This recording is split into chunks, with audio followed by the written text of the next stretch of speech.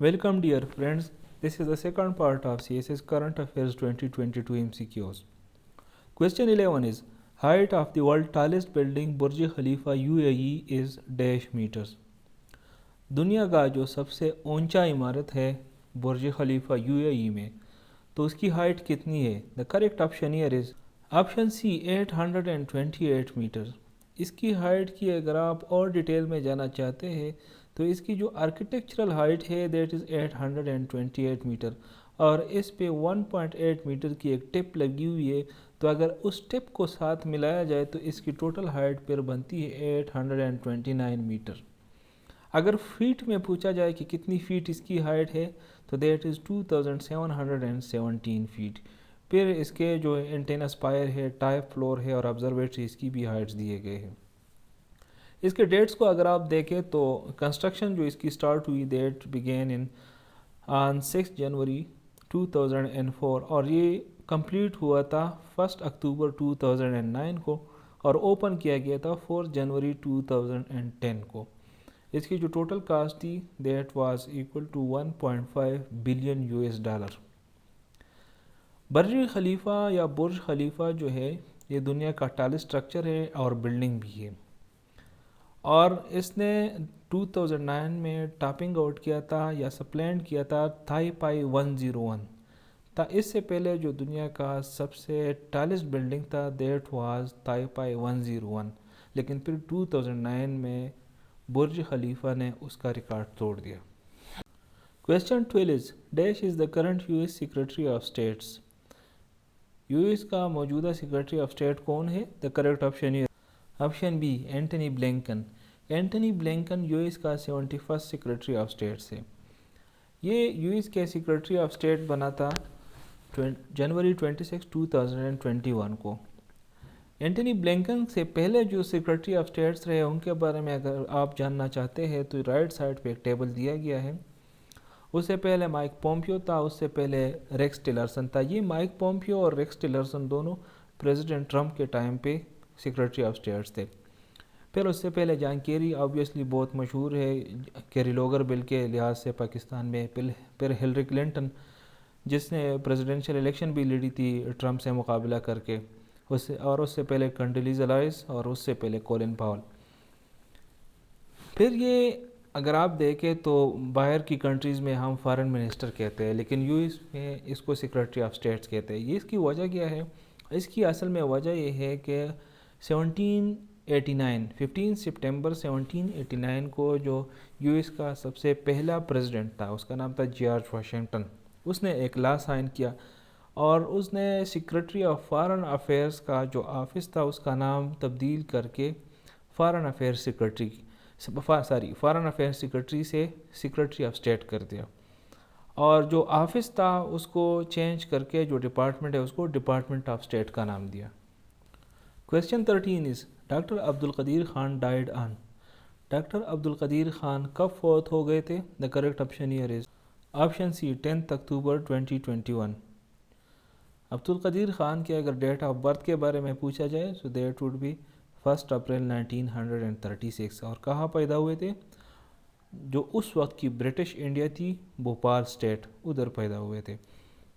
इसके अलावा अब्दुल कदीर ख़ान के बारे में जो मशहूर है खान रिसर्च लेबॉर्ट्रीज़ या KRL जिसको कहते हैं, ये उन्होंने बनाई थी 1976 में. उसके अवार्ड्स के बारे में अगर पूछा जाए तो नेशनल लेवल पे जो उसको अवार्ड्स मिले थे उसमें हिलाली इम्तियाज़ उसको 1989 में मिला था, और जो निशानी इम्तियाज़ है उसको 2 बार मिला था. That was in 1996 and 1999. Question 14 is squash legend Jahangir Khan one dash matches in अ रो. जहांगीर खान जो कि स्क्वाश का लेजेंड है उसने कितने मैचेस मुसलसल जीते थे, मतलब बग़ैर किसी हार के मुसलसल जीते थे? The correct option here is option A 555. 1981 से लेकर 1986 तक जहांगीर खान ने 555 मैचेस मुसलसल जीते थे. जहांगीर खान के बारे में कुछ और इन्फॉर्मेशन है कि ही वाज बर्न ऑन 10 दिसंबर 1963 इन कराची, और जो उसने वर्ल्ड ओपन टाइटल है 6 बार जीता है, जो ब्रिटिश ओपन टाइटल है 10 दफ़ा जीता है, اور اس کو widely known as the greatest squash player of all the time. Question 15 is the headquarter of ECO is in. ECO کا ہیڈ کوارٹر کدھر ہے؟ Option C Tehran. ECO کے بارے میں کچھ اور انفارمیشن ہے جو کہ نیچے نوٹ میں دیے گئے ہیں. پہلی بات تو یہ ہے کہ ECO کا فل فارم ہے اکنامک کوآپریشن آرگنائزیشن، اور یہ اصل میں سکسیسر آرگنائزیشن ہے. اس کا ایک پریڈیسیسر آرگنائزیشن تھا. اکثر پوچھا بھی جاتا ہے کہ ECO کا پریڈیسیسر آرگنائزیشن کون سا تھا. That was regional cooperation for development, RCD کے نام سے جانا جاتا تھا. اس کو فارم کیا گیا تھا 1964 میں، اور پھر اس کی ایکٹیویٹیز اینڈ ہو گئی 1979 میں. پھر 1985 میں ایران، پاکستان اور ترکی مل کے انہوں نے ECO بنایا، اور پھر بائی دا فال آف 1992 تب تک سوویت یونین بھی ٹوٹ چکا تھا، تو ECO ایکسپینڈ ہو گیا اور 7 نئے ممبرز اس کے ممبرز بن گئے. ممبر اسٹیٹس اور شامل ہو گئے اس میں. That were Afghanistan, Azerbaijan, Kazakhstan, Kyrgyzstan, Tajikistan, Turkmenistan and Uzbekistan. اور جو یہ ڈیٹ آف ایکسپینشن ہے 28 نومبر، اس کو کہا جاتا ہے ECO ڈے. اگر پوچھا جائے کہ ECO ڈے کون سا ڈیٹ ہے تو دیٹ ول بی 28 نومبر. تو اس وقت اس کے ECO کے 10 ممبر اسٹیٹس ہے اور ایک آبزرور اسٹیٹ ہے. اور اگر پوچھا جائے کہ وہ آبزرور اسٹیٹ کون سا ہے ECO کا، that will be northern Cyprus. Question 16 is total members of European Union آر. یورپین یونین کے ٹوٹل ممبرز کتنے ہیں؟ Option B 27. This is very tricky question, کیونکہ اکثر لوگوں کا خیال ہوتا ہے کہ 28 ممبرز ہیں، لیکن اصل میں ہوا کیا تھا کہ 31 جنوری 2020 کو بریگزٹ ہوا تھا، اور اس کے نتیجے میں UK یورپ یونین سے نکل گیا.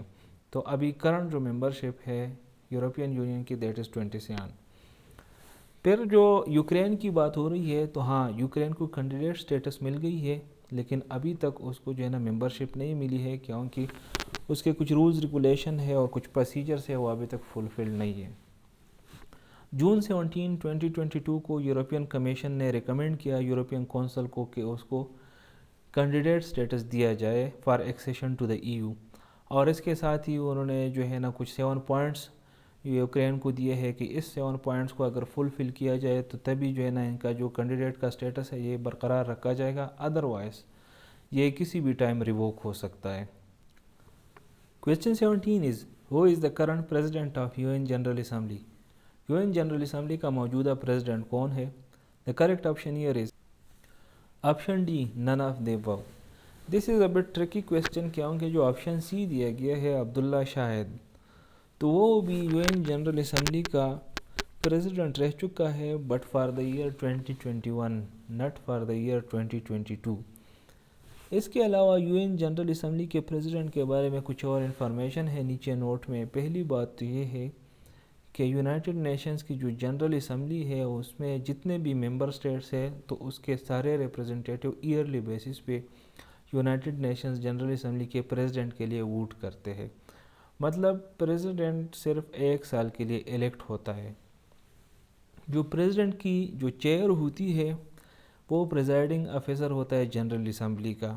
اگر پوچھا جائے کہ جو first president of UN general assembly ہے تو وہ کون تھا، that was Paul Henry SPARC.